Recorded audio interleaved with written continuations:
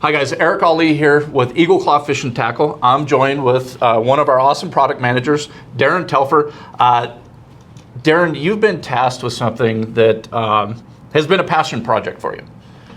It's to take Starfire, a legacy series of rods that started, taking a hold in the Great Lakes and then grew all over the country for people that like to troll, modernizing it, bringing it into the modern era of angling, Starfire X. That's where the name comes in, is bringing it into the modern era. Yep.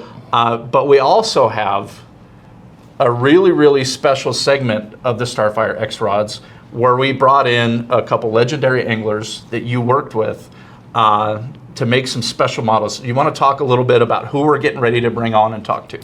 Yeah. So we had the privilege of working with a couple of the authorities in the trolling world that really took this rod series to the next level. And, with trolling, like a lot of other fishing, there's been a lot of progression, a lot of new technology out there.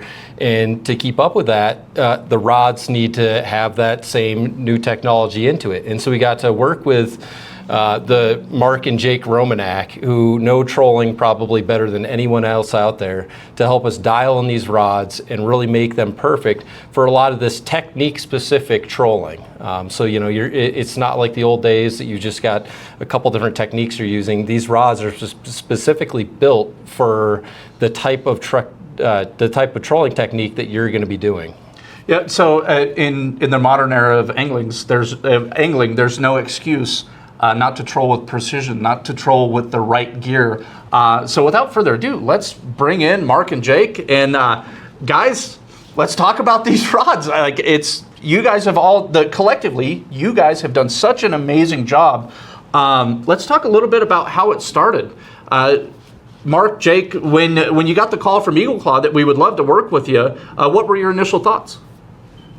Well, it happened about a year ago, I guess, at ICAST. When Darren approached us and said that they were looking to have somebody help them develop some trolling rods, and it's like music to our ears. Jake and I have used a lot of trolling rods over the years. We've never been 100% satisfied with the rods that we've been using over the years. They're good, but not great, as you might imagine. And so the opportunity to take and create what we consider to be presentation-specific rods that are just spot on for each of the different presentations we do in trolling was an opportunity we couldn't say no to. So, we couldn't say yes fast enough. Quite honestly, we were honored to work with you. With the rods itself, is that when it comes to trolling is a type of presentation where it's not necessarily where I need a highly sensitive rod. I don't need something not necessarily detecting a bite while I'm trolling. So I'm really looking for something personally that's a durable rod, something that we can beat up, something that's going to get thrown on the floor of the boat and don't have to necessarily worry about breaking that rod. And also, as Great Lakes fishermen, we own a lot, and I mean a lot of fishing rods. So this needs to be something that's reasonably priced as well. So we need a technique-specific rod, we need a durable rod, and we need something that is affordable so we can afford to have a lot of fishing rods. So Darren, simple enough, right? Guys, it's so awesome to hear. Darren said something right along the lines of what you just said, Jake, where you don't need the most sensitive rod in the world because you're not detecting the bites. Darren, what you said is you don't need an expensive rod, but what you do need is the right rod. And collectively, that's what you guys have built, is the right rod for different applications. That Darren, real quick, hit everybody with the price point before we get any further. Yeah, so in general, these rods are going to run you anywhere from $45 to $60. And for technique-specific rods, that's a great value. So $45 to $60 that have been designed by two dudes that know more about trolling than arguably anybody. Guys, let's talk about why we need each one of these models, what they're for, who they're for. Let's get into the nitty-gritty of these rods. One thing I wanted to hit on real quick too with these, for sure. when the Romanacks came to us with designing this series, one thing that I think was great is they didn't want to overcomplicate it. Because I think you guys with your show and educating everyone, you want to keep it as simple as possible, not have something that's going to overwhelm someone that's kind of getting into trolling.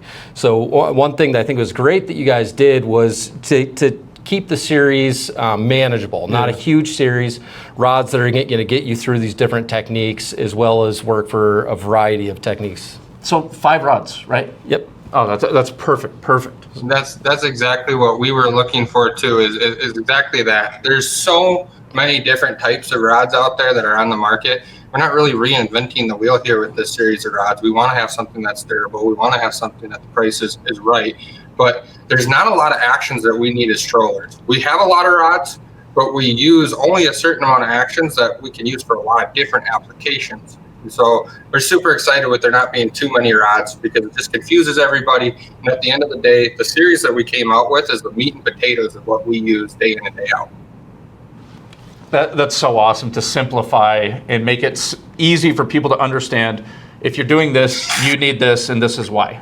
That's like I said, I'm going to say this over and over again. I'm going to sound kind of like the sham wow guy, but you guys have done such a great job with these rods that we're super excited about it. Darren, do you want to walk through with the Romanacks each model of the rods? We did talk a little bit in an earlier video about the features. I think we should double down on the features and talk about the features one more time. Well, I guess what we'll start, we'll just like break it down rod by rod within the lineup. And the first one that I think we'll start with is kind of our workhorse everyday trolling planer board rod. And in this series here, we came out with two different size rods, an 8.5 and a 7.5 foot rod. I personally like to use a little bit shorter trolling rod for our planer boards, a 7.5 foot. I'm constantly reaching up to the rod tip, grabbing the line to be able to hook up a planer board. So I prefer a little bit shorter rod where I don't have to actually choke up on the rod as far. But there's a lot of guys that like that 8.5 foot rod. So there's really no right and wrong there. We decided in this application, we better offer both because if you like the 8.5, go with the 8.5. If you like the 7.5, then we have that too. But within the rod series, for the most part, this telescoping aspect of the rod has been really kind of gone throughout the entire lineup, with the exception of the Downrigger rod. But the fact that it's a telescoping rod, it makes it so much nicer for being able to get this in the rod lockers. We're fishing on relatively small boats. Most guys are fishing out of 16 to 20 foot boats here in the Great Lakes. So you want to be able to store these rods effectively. That's where the telescoping aspect comes to it. We just wanted to keep it relatively streamlined, comfortable in your hand. We catch a lot of fish here in the Great Lakes, and so these rods are in our hands constantly. Even though they're going into rod holders, we're still fighting a lot of fish, reeling a lot of fish. So we wanted the reel handle to be comfortable in our hands. One of the features that we wanted to add to, it's kind of an old school feature, but the fact that there's still a cross in the butt, there's a lot of rod holders that have that piece at the bottom of the rod holder. What that does when you put that rod in the holder, it keeps your reel straight up, so you're not worrying about your reel twisting down within the rod holder itself. So, you know, as far as the planer board rod goes, it's more of that moderate, medium type action. And when I say moderate action, for me, the entire rod bends. It's not all in the rod tip itself. So it just makes it a lot nicer when we're trolling fast. Maybe in the summertime, we were just out trolling 2.5 miles an hour. You're already putting a lot of tension on that fish. Having a little bit of extra shock within the rod itself really seems to keep those fish licked all the way to the boat. I think in general, the thing that we notice about rods that people use for inline planer board fishing is they tend to be a little bit too stiff. They have too fast a tip. So too much power in the tip. And the problem with that is that when you have a heavy fish on and that fish is getting close to the boat, if he makes a power run, the rod doesn't become much of a shock absorber anymore. You have to depend almost exclusively on your reel drag at that point to allow that fish to have some slippage. And so a rod that's got a more of a moderate action, but still enough backbone to handle the weight of an inline planer board, a deep diving crankbait, maybe even a snap weight in conjunction with a deep diving crankbait. Or here in the Great Lakes, we do a lot of lead core trolling. It has to be a rod with plenty of backbone, but still a forgiveness to be able to fight and land those fish when you do have them on. And I don't think we've seen anything that's better than the Starfire X. These are just absolutely spot on action. And as far as the action goes too, kind of adding on to that is this planer board rod, this one action does everything for us. We're walleye fishing with it, trout and salmon fishing with it. If we're pulling an inline planer board, this is our go-to rod for this. So it's not like I need a different rod for salmon fishing versus walleye fishing. They have plenty of power to handle a big king salmon. And then of course, plenty of power to also handle walleye where it's not too stiff for a walleye. So this is kind of a go-to. In fact, I have the other one right here rigged up. In this hand, this would be our planer board, you know, like our walleye planer board type reel and rod setup. This one right here, you do have lead core set up on that one.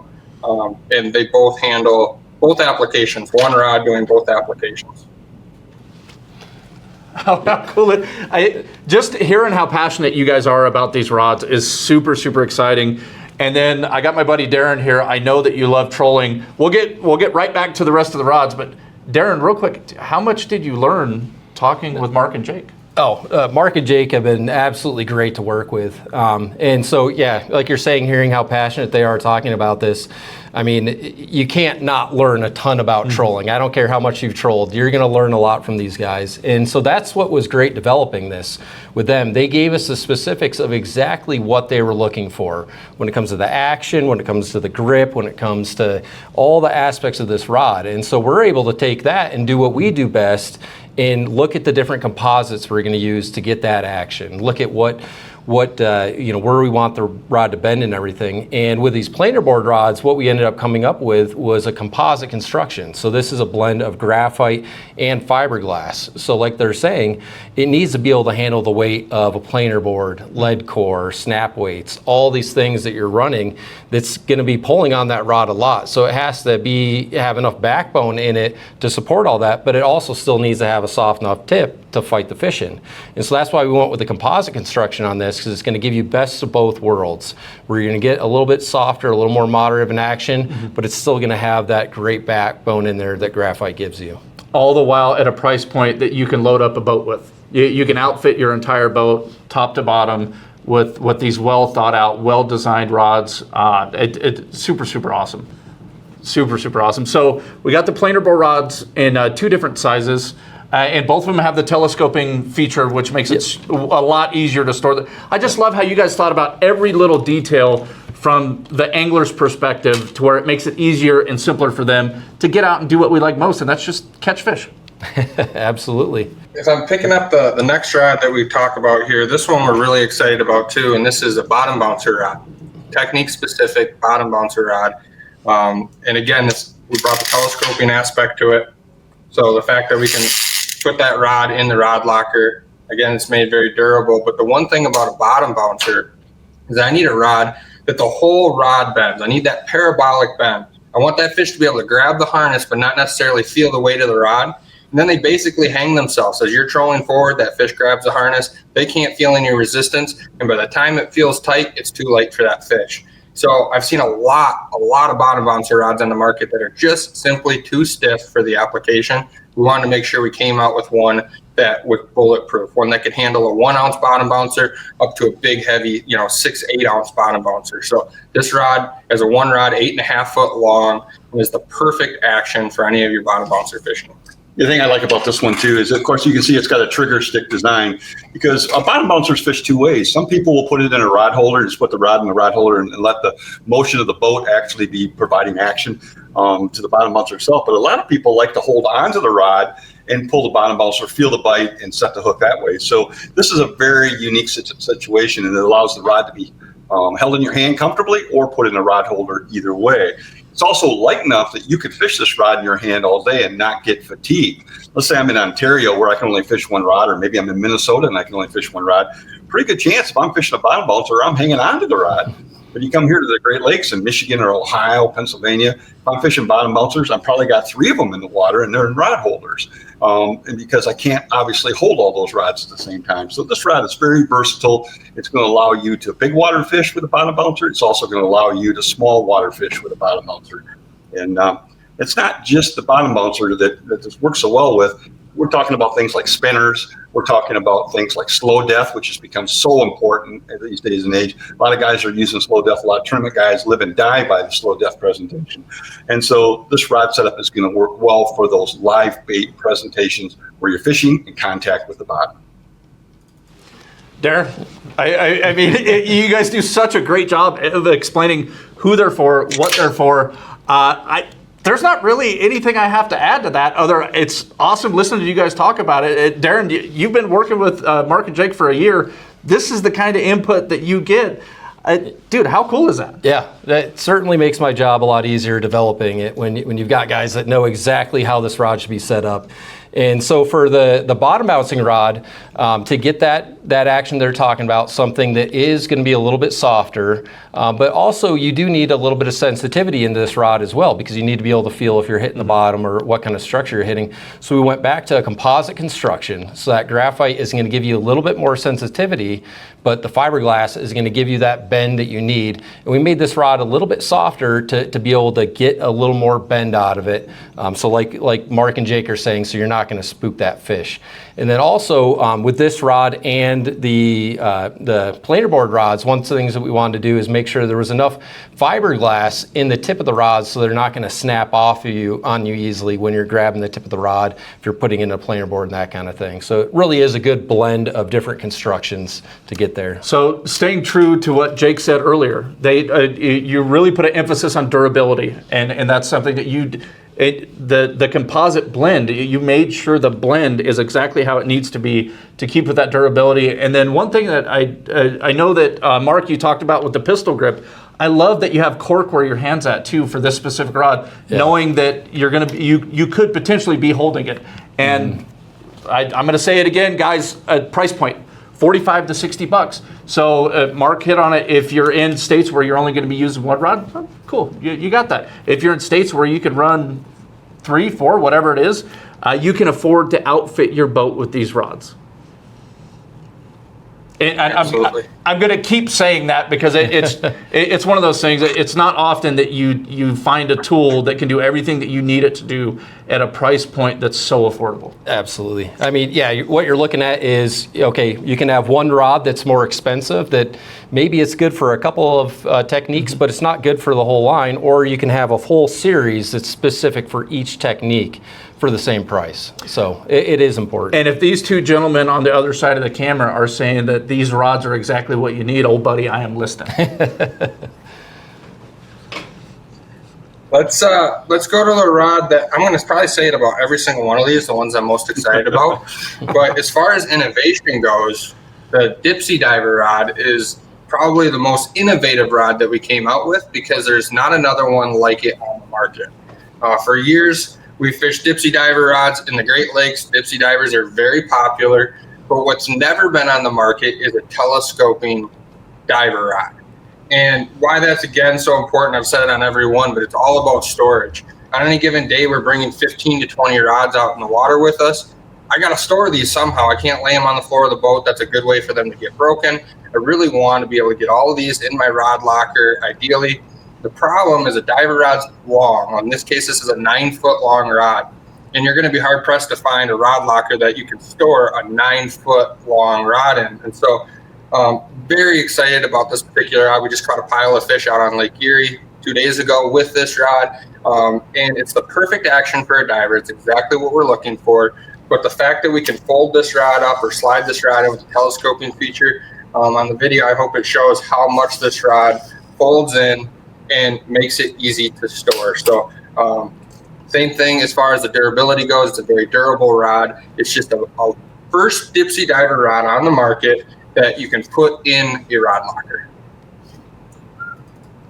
The thing I guess I'm going to add to this is the length too. Most people that fish a Dipsy rod are going to gravitate towards a longer rod, 9-foot being a short version, a lot of them being 10, 11-foot long. And the reason why historically people have liked these longer rods for Dipsy fishing is historically the Dipsy is fished in front of the downrigger, but that rod has to be long enough to reach out around the downrigger boom, around the downrigger cable, so when you get a fish on the Dipsy, the two don't come together and you don't accidentally cut off your diver fish with the downrigger cable.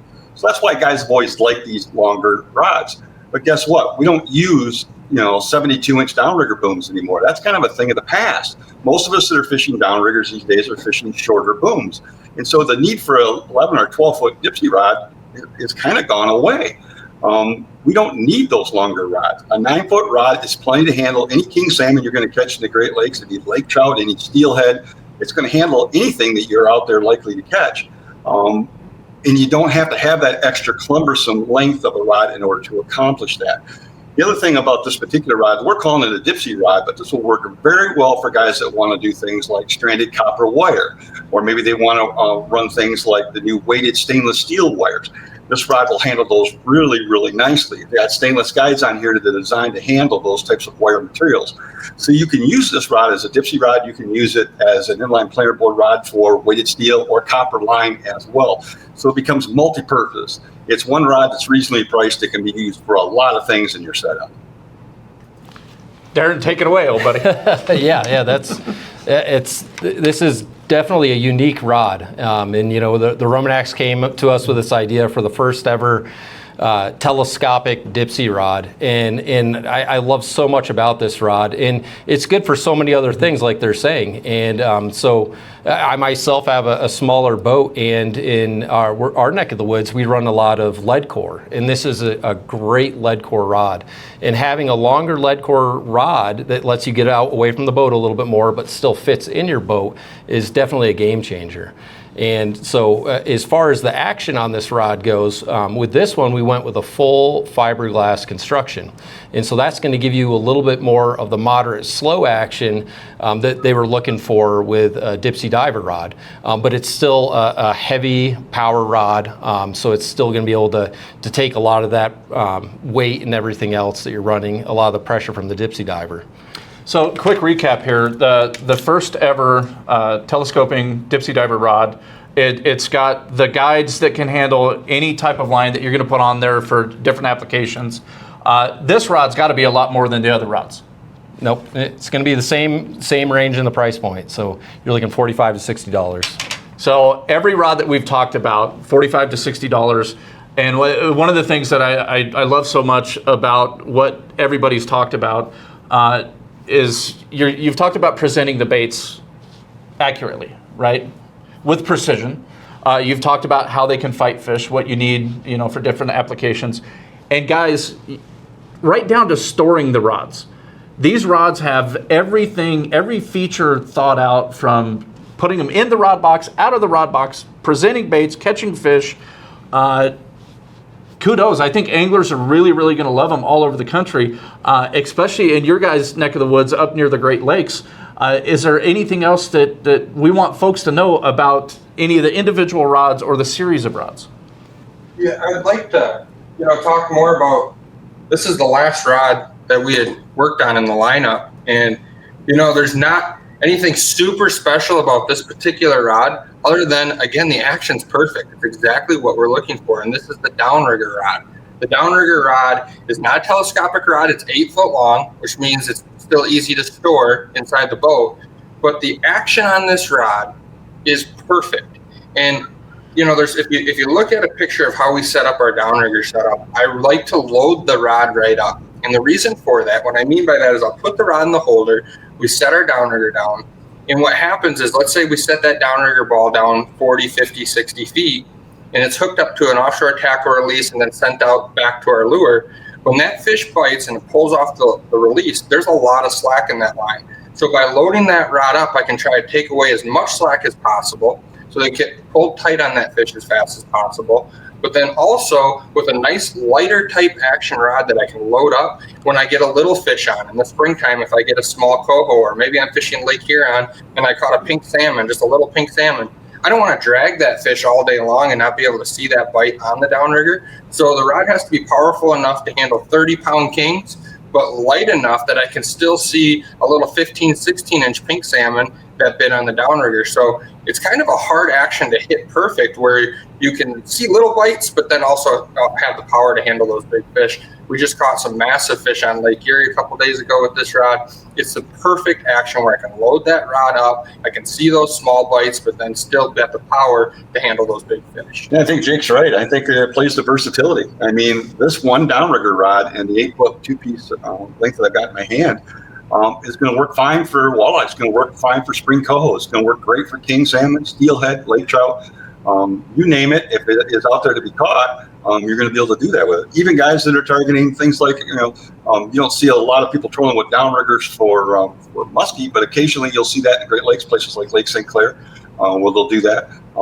Again, one very versatile rod that'll catch a lot of fish at affordable price point. And 8 foot, incidentally, is our favorite length. We do make these Starfire X's in 7.5 and 8.5, so there's 3 sizes of them. The reason we like 8 foot is because it just has the right mix of power, and it's long enough to have enough power to control the fish we want, short enough to fit in the rod locker, and that's the reason we go with the 8 foot. So Darren, like Jake said, it's you got to be able to detect super light bites on smaller fish like pinks, but it has to have the beef to fight big fish. And even muskie, Mark's saying, how hard was it to hit that action just right to where Mark and Jake loved this rod? Yeah, it's definitely a balancing act, and so I really appreciate all their help getting this rod in the line, because there's one that was missing, and it was a big one that was missing.